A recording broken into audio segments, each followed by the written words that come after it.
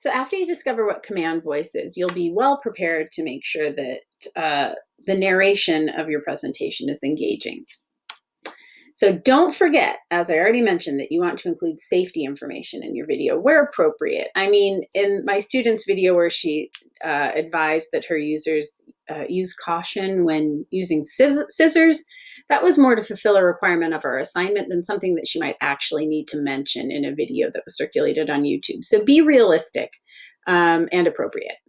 And then be sure that when you embark on your final composition and design that you think about style, design, and medium. In our case, you're using the medium of video instructions, but are there other enhancements that you need to add to that medium to make your instructions usable? Text on screen, background music, and other additional content will help your user engage with your video more and thus learn the process better. So page layout and graphics, I don't want you all to sort of confuse the fact that much of this talks about print instructions, but nevertheless, these guidelines are important to inform what you're doing with your video instructions. So on page 235, Johnson Sheehan writes that there are many creative design choices that you can make. Some decisions illustrate and reinforce written text. And you can use column layouts, you can use boxes or borders, you can use headings. You can see all of that put into in play in your textbook. You can see how the design of the textbook intends to help the book be usable for you. You want to use graphics as a part of and an enhancement to your page layout or your video design.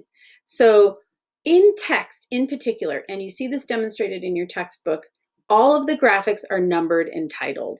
This is really important information that will carry you through in many of your other classes, your classes in science and engineering or business, that if you're including graphics in a document, you need to number them and title them, but not so much in your video instructions that you're doing for this class. However, as I mentioned, and as the assignment stipulates, if you did not create a static image or video that you're using in your instructions, you need to make sure that you cite that. Okay, also be aware that there are certain transcultural concerns that impact your instruction sets.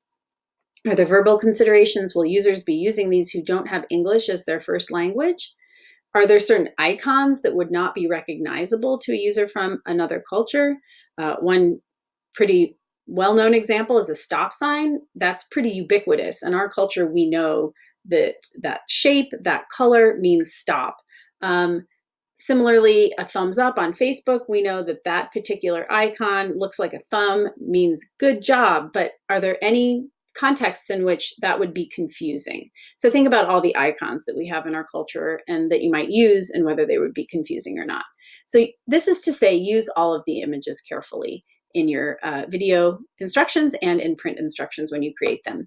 So that's the end of my summary of chapters 7 and 8, and I hope that this information will guide you as you create an instructional video in this class and text-based instructions perhaps in future classes and contexts.